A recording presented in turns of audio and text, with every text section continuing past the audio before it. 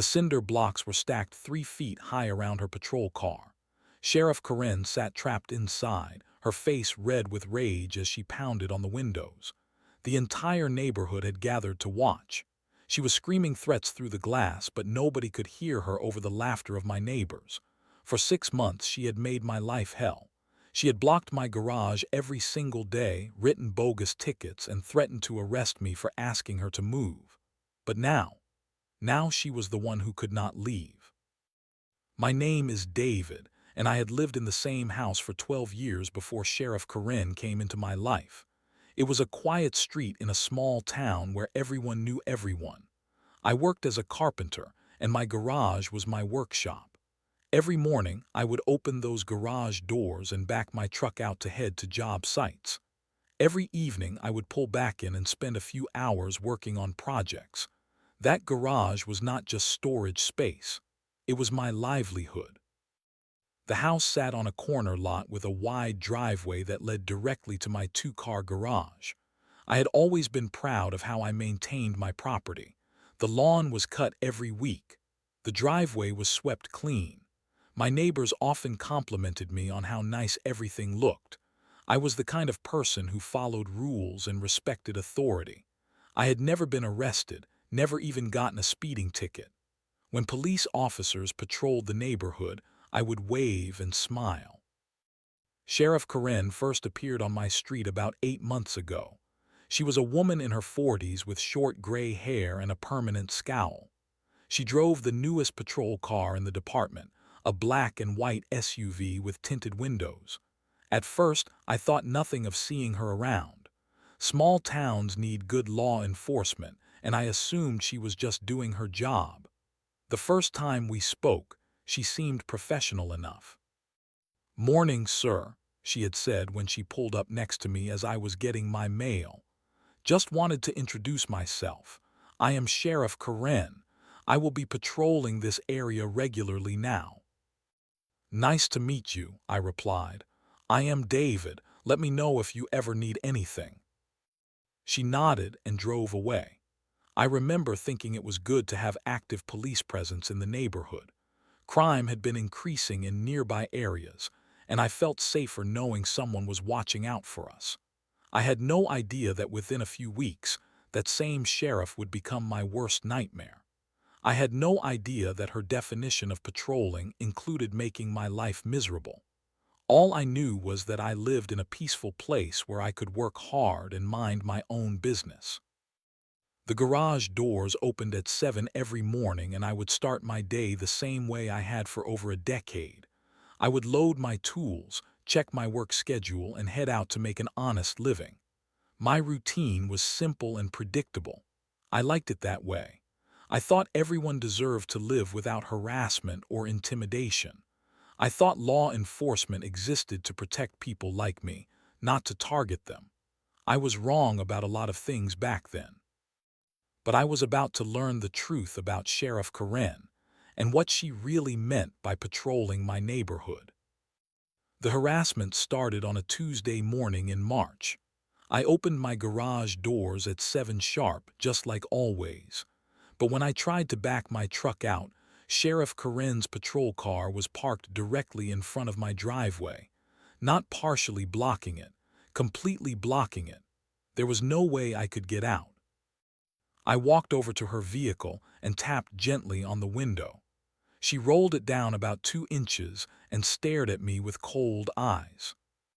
"Excuse me, Sheriff," I said politely. "Could you please move your car? I need to get to work." "I am conducting official police business," she replied. "You will have to wait." I looked around the empty street. There was no emergency, no crime scene, no reason for her to be there. She was just sitting in her car, blocking my driveway for no apparent reason. "How long do you think you will be?" I asked. "As long as it takes," she said, and rolled the window back up. I stood there for 20 minutes before she finally drove away. I was late to my job site that morning, and I had to explain to my client why I could not arrive on time. It was embarrassing and unprofessional, but I told myself it was probably just a misunderstanding. Maybe she really did have some kind of police business to handle. I gave her the benefit of the doubt. The next morning she was back. Same spot, same attitude. This time when I approached her car, she did not even roll down the window. She just stared straight ahead and ignored me completely. I knocked on the glass a little louder. "Sheriff, I really need to get to work," I said through the window. "Can you please move?" She turned to look at me with a smirk that made my stomach turn.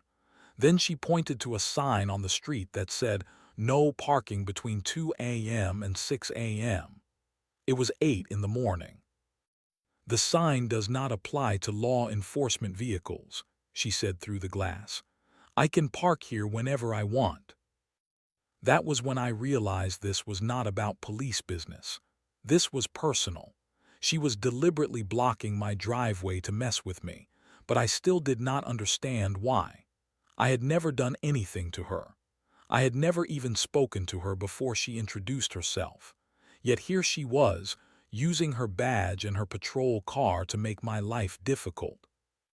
The pattern continued for 2 weeks. Every morning, Sheriff Karen would park in front of my garage. Sometimes she would leave after 10 minutes. Sometimes she would sit there for over an hour. I started leaving for work earlier, but she seemed to know my schedule. No matter what time I tried to leave, she was already there waiting. I called the police department to file a complaint. The dispatcher told me that Sheriff Karen was the highest-ranking officer in the department and that I should speak to her directly about any concerns. When I explained that she was the problem, the dispatcher became uncomfortable and said there was nothing she could do.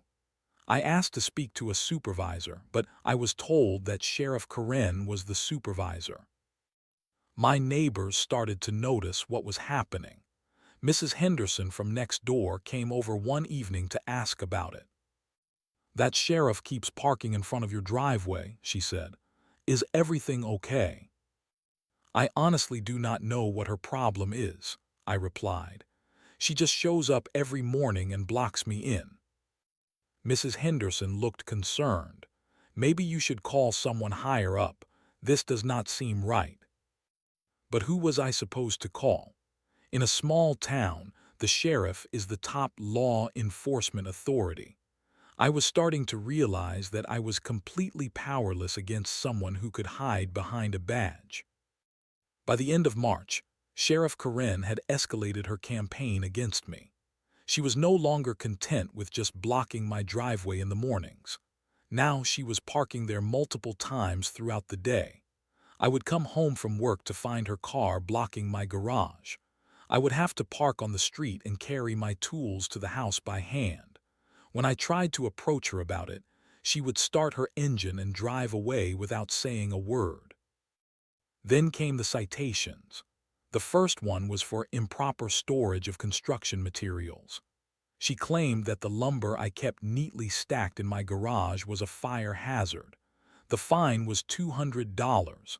I took pictures of my organized garage and planned to fight the ticket, but when I looked up the court date, I discovered that Sheriff Karen was also the judge for municipal violations.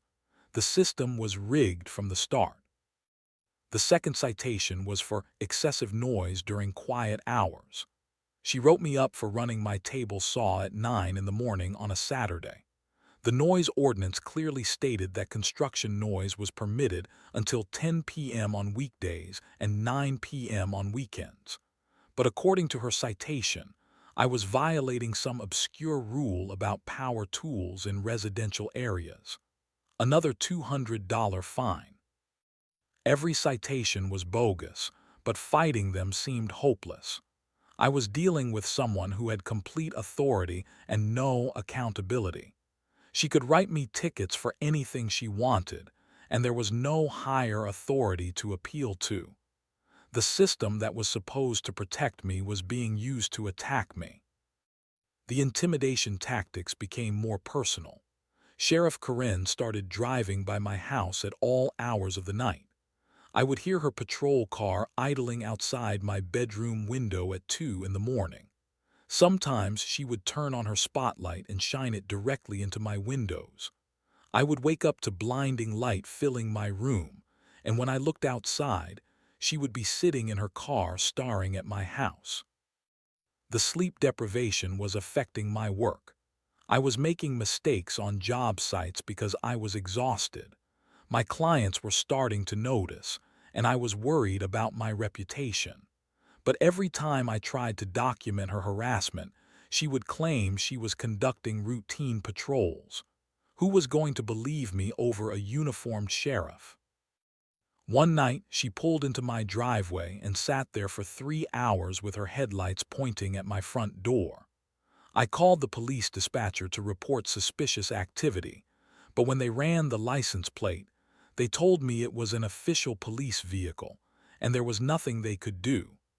I was trapped in my own home by the person who was supposed to protect me. I started asking around the neighborhood to see if anyone else was having problems with Sheriff Karen. What I discovered made my blood run cold. 3 other residents had similar stories, but they were all too afraid to speak up. She had targeted Mr. Garcia for having too many cars in his driveway. She had harassed Mrs. Thompson for her dog barking during the day. She had written bogus tickets for the Williams family because their teenage son played music too loud. She goes after people who cannot fight back, Mr. Garcia told me quietly. People who do not have connections or money for lawyers. She knows exactly who to pick on. Why does nobody report her? I asked. To who? He replied. She is the sheriff. She is the one who investigates complaints. She is the one who decides what gets prosecuted. You cannot fight the system when the system is corrupt. But I was not ready to give up yet. I started documenting everything.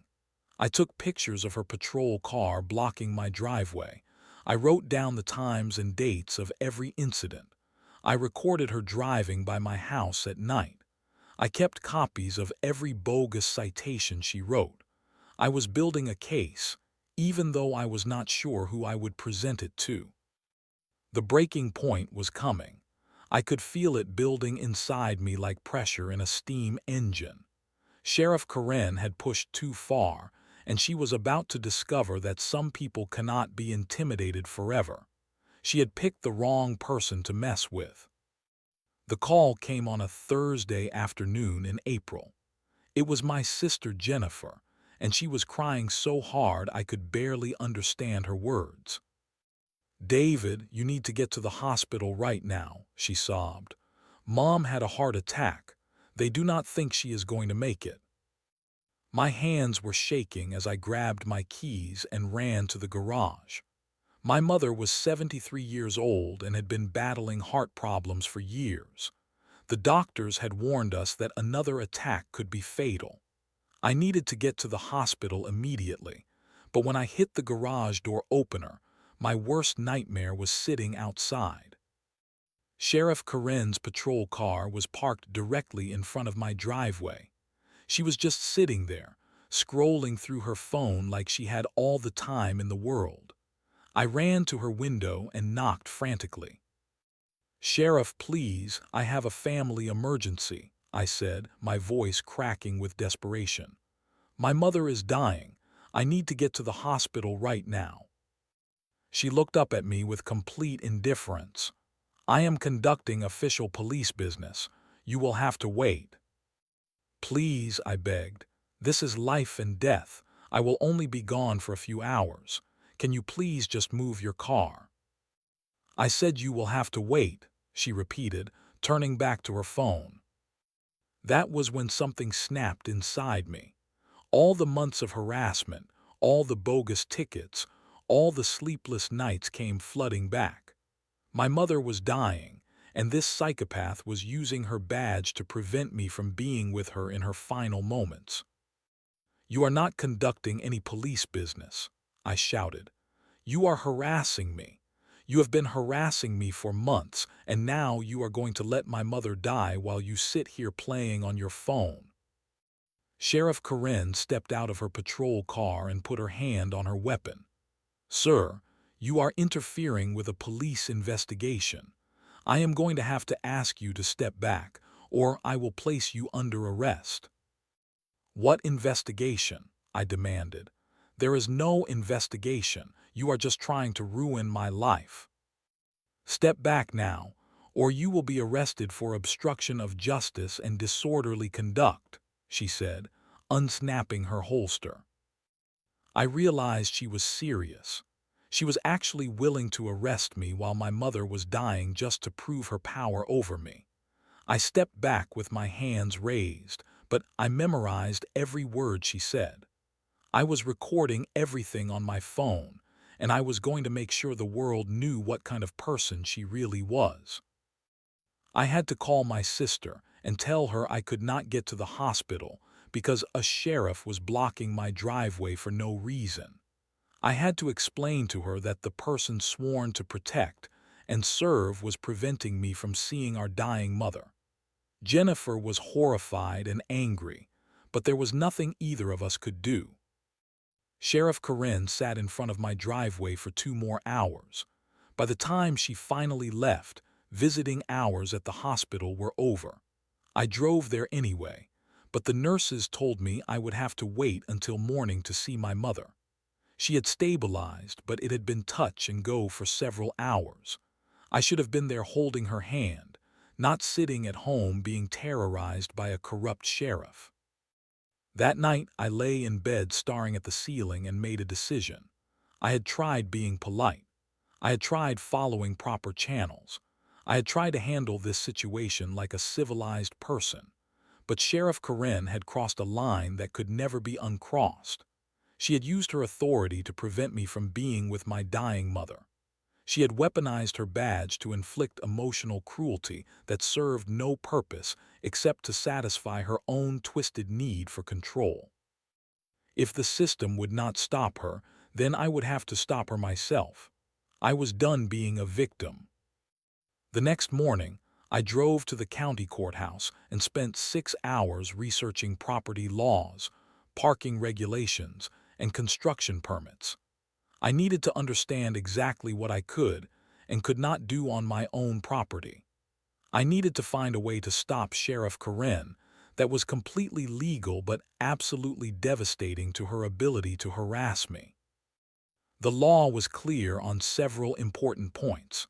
First, I had the right to make improvements to my property as long as I followed proper permit procedures. Second, public streets were indeed public, but private driveways were private property. Third, blocking someone's driveway was illegal unless you were responding to an emergency or conducting a legitimate investigation. I also researched Sheriff Corinne herself. What I found was disturbing but not surprising. She had been hired 2 years ago after being fired from a department in the next county. The official reason was budgetary constraints, but court records showed she had been sued 3 times for excessive force and harassment. The lawsuits were settled out of court, but the pattern was clear. She was a bully who used her badge to intimidate people who could not fight back. My plan started to take shape. I could not make her stop parking on the public street, but I could make it impossible for her to leave once she parked there. I could trap her in her own patrol car using completely legal construction activities on my private property. It would be poetic justice and perfectly legal revenge. I needed help, so I started talking to my neighbors about forming a neighborhood watch group. I told them about Sheriff Corinne's harassment campaign and how it was affecting multiple families on our street. I showed them the bogus citations and the documentation of her late-night intimidation tactics. Most of them were shocked by what they saw. "I had no idea it was this bad," said Mrs. Henderson. "I thought she was just parking there occasionally." "She is terrorizing the entire neighborhood," I explained. "And she is getting away with it because no one wants to stand up to her." Mr. Garcia was the first to volunteer to help. "I am tired of being afraid in my own home," he said. "What do you need me to do?" Mrs. Thompson and the Williams family also agreed to help. Even some neighbors I had never spoken to before came forward with their own stories of harassment. Sheriff Karen had made enemies all over the neighborhood, and now we were ready to work together to stop her. The plan required precise timing and coordination. I would need to get a construction permit for driveway improvements and decorative masonry work. The permit would allow me to have construction materials on my property and to build retaining walls and decorative barriers. Everything would be completely legal and properly documented. I visited the hardware store and ordered cinder blocks, mortar, and construction tools. I told the manager I was building a decorative wall around my driveway to improve my property value. He suggested I add some landscaping features to make it look more professional. I agreed and ordered additional materials for planters and decorative elements. The key to the plan was speed and coordination. Once Sheriff Karen parked in her usual spot, we would have to move fast. I calculated that it would take about 30 minutes to build walls high enough to trap her patrol car. We would need at least 6 people working simultaneously to make it happen before she realized what was occurring. I practiced the construction process in my backyard, timing every step. I arranged the materials in strategic locations around my property. I prepared detailed instructions for each neighbor so everyone would know exactly what to do. We scheduled practice sessions in my garage so everyone could rehearse their roles. The final element was documentation. I set up security cameras around my property to record everything. I wanted video evidence of Sheriff Karen's harassment and video proof that our response was legal and justified. I also prepared written statements explaining our actions and the legal basis for everything we were doing. My mother had recovered from her heart attack, but she was still weak. When I told her about my plan, she was worried. "David, are you sure this is a good idea?" she asked. "What if she arrests you?" "Mom, she cannot arrest me for doing legal construction work on my own property," I replied. "And after what she did to us, I am not going to let her keep terrorizing our neighborhood." The trap was set. All we needed now was for Sheriff Karen to take the bait. Monday morning arrived with perfect weather for construction work. I had been awake since 5 a.m., checking and rechecking every detail of the plan. The cinder blocks were stacked in strategic locations around my property. The mortar was mixed and ready. My neighbors were positioned in their yards, pretending to do normal morning activities while waiting for my signal. At exactly 7:15, Sheriff Karen's patrol car turned onto my street. She drove slowly, scanning the area like she was looking for something to cite. When she saw me standing in my driveway with construction materials nearby, she smiled with that same cruel smirk I had learned to hate. She pulled up to her usual spot, blocking my garage completely, and parked with obvious satisfaction. I walked over to her window and knocked politely. She rolled it down 2 inches, just like always. "Good morning, Sheriff," I said in my most respectful voice. "I am doing some construction work today, so there might be some noise. I just wanted to give you a heads up." "What kind of construction work?" she asked suspiciously. "I am building a decorative retaining wall around my driveway," I replied, showing her the permit. "It is all properly permitted and legal." She snatched the permit from my hand and studied it carefully. Everything was in order and she knew it. She handed it back with obvious disappointment. "Fine," she said, "just keep the noise down." "Of course," I replied. "Have a great day." She rolled up her window and leaned back in her seat, clearly planning to sit there for hours just to spite me. That was exactly what I needed her to do.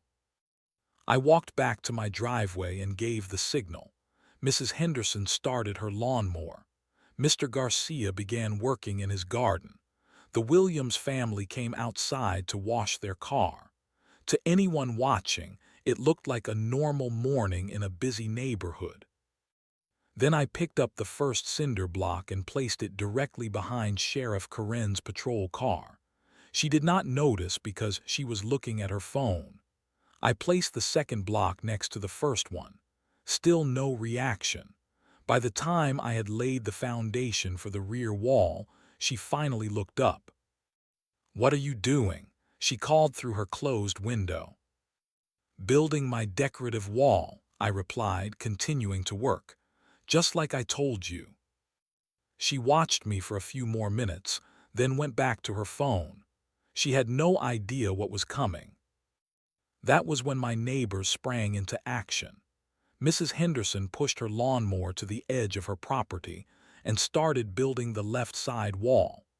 Mr. Garcia crossed the street with his wheelbarrow full of blocks and started on the right side. The Williams family began mixing mortar and passing materials to the construction crews. Sheriff Corinne realized something was wrong when she saw 6 people suddenly working on my property. She tried to start her patrol car, but the rear wall was already 3 blocks high. She put the car in drive and pressed the accelerator, but the front wall was rising just as fast. "Hey," she shouted, getting out of her car. "What is going on here?" "We are building a decorative wall," I replied calmly. "Everything is legal and properly permitted." She looked around wildly as the walls continued to rise on all sides of her patrol car. The rear wall was now 4 blocks high. The side walls were 3 blocks high and growing. The front wall was already too high for her to drive over. "You cannot do this," she screamed. "I am a law enforcement officer." "Yes, you are," I agreed. "And you are parked on a public street, which is perfectly legal. We are building a wall on private property, which is also perfectly legal." Sheriff Corinne pulled out her radio and called for backup. "I need assistance immediately," she said. I am being. She paused, trying to figure out how to explain her situation without sounding ridiculous.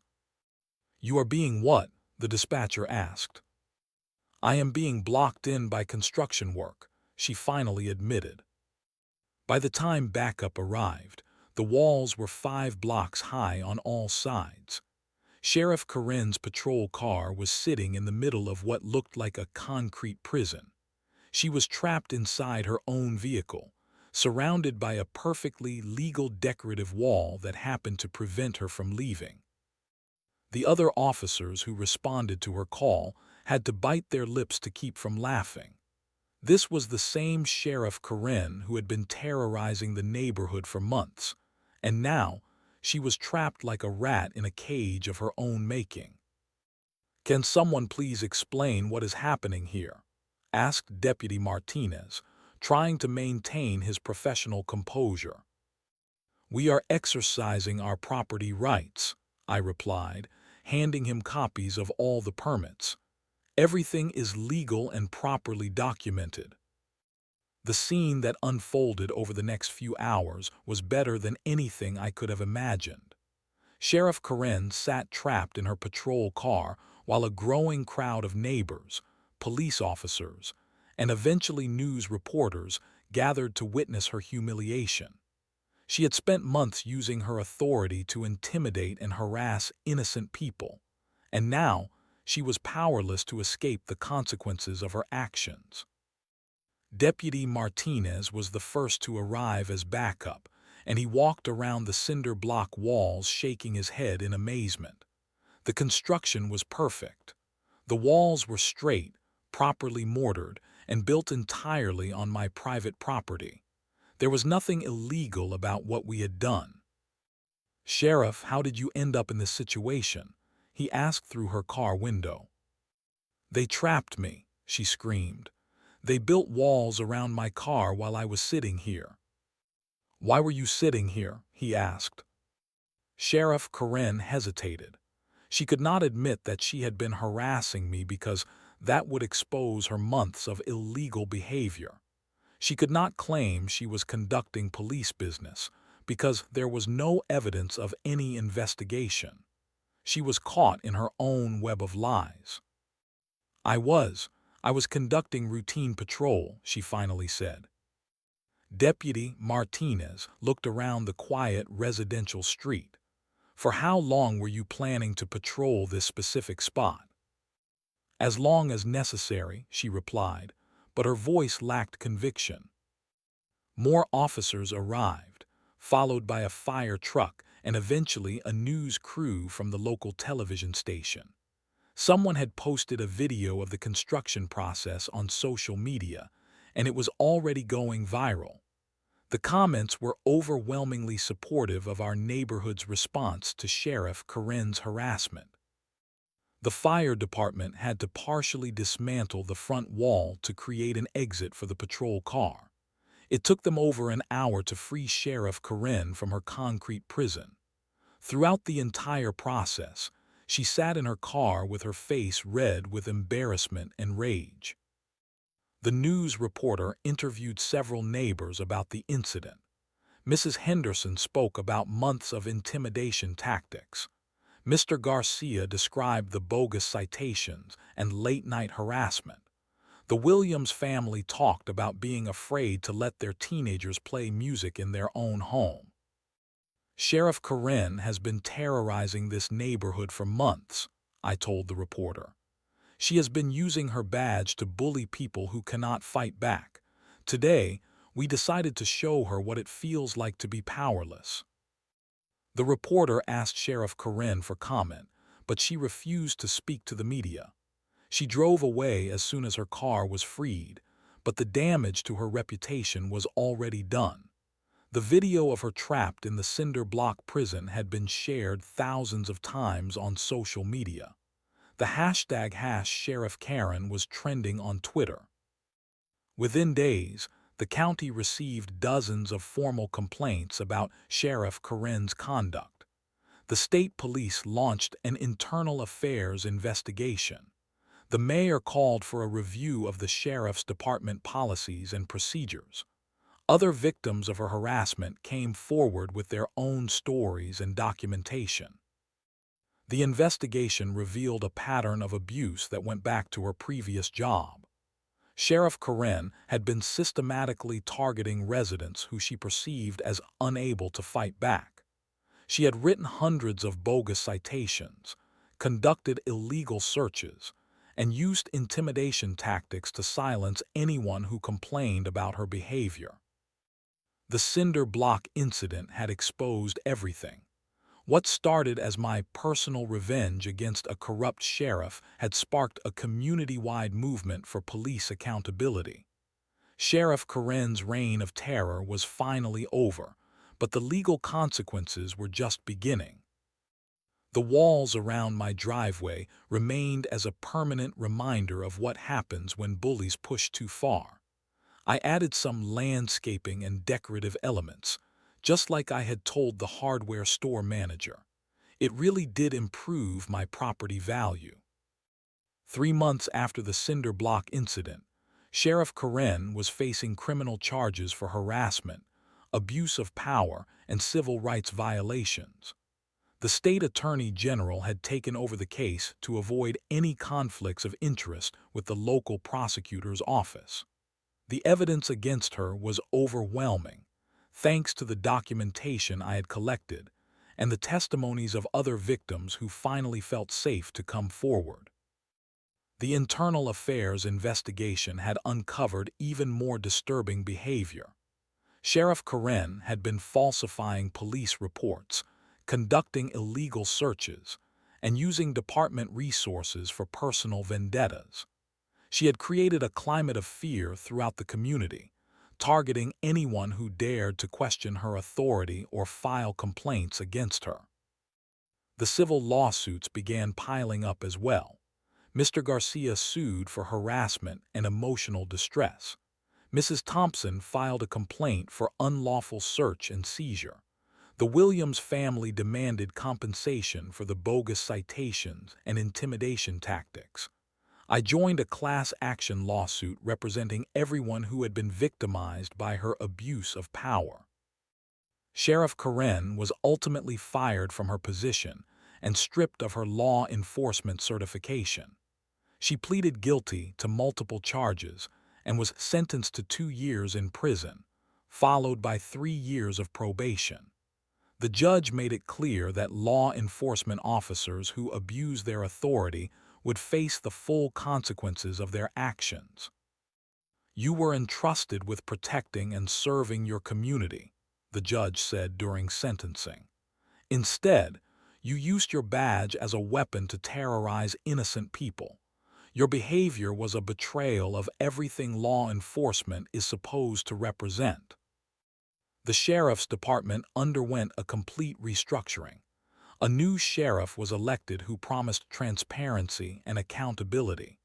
New policies were implemented to prevent harassment and abuse. A civilian oversight board was created to investigate complaints against officers. The entire culture of the department changed for the better. My role in exposing Sheriff Karen's corruption made me something of a local hero, but I never wanted the attention. All I had wanted was to be left alone to work and live peacefully in my own home. The fact that standing up to one bully had inspired an entire community to demand better treatment from their law enforcement was an unexpected bonus. The garage that had been blocked so many times was now freely accessible every morning. I would open those doors and back out my truck without fear of harassment or intimidation. The simple act of going to work had been restored to the peaceful routine it should have always been. My mother fully recovered from her heart attack and was proud of how I had handled the situation. "You did the right thing," she told me. "Sometimes you have to fight back against bullies, even when they wear badges." The cinder block walls became a symbol of resistance throughout the community. Other residents who faced harassment or intimidation would refer to building walls as a metaphor for standing up to authority figures who abuse their power. The phrase caught on across social media and inspired similar acts of creative resistance in other communities. The most important lesson I learned was that no one is powerless against corruption if they are willing to document everything, build community support, and use the legal system properly. Sheriff Karen had counted on my fear and isolation to protect her from consequences. When I refused to be afraid and brought my neighbors together, her house of cards collapsed. I still live in the same house and work from the same garage. The decorative cinder block walls are still there, now covered with climbing roses and ivy. They have become a beautiful addition to my property and a daily reminder that justice is possible when ordinary people refuse to accept abuse from those in power. Sheriff Karen learned that a badge is not a license to terrorize innocent people. I learned that standing up to bullies, even powerful ones, is worth the risk when you do it the right way. My community learned that we are stronger together than we are apart. And everyone who heard this story learned that sometimes the best revenge is simply exposing the truth and letting justice take its course. The garage doors still open every morning at 7 sharp, just like they always have.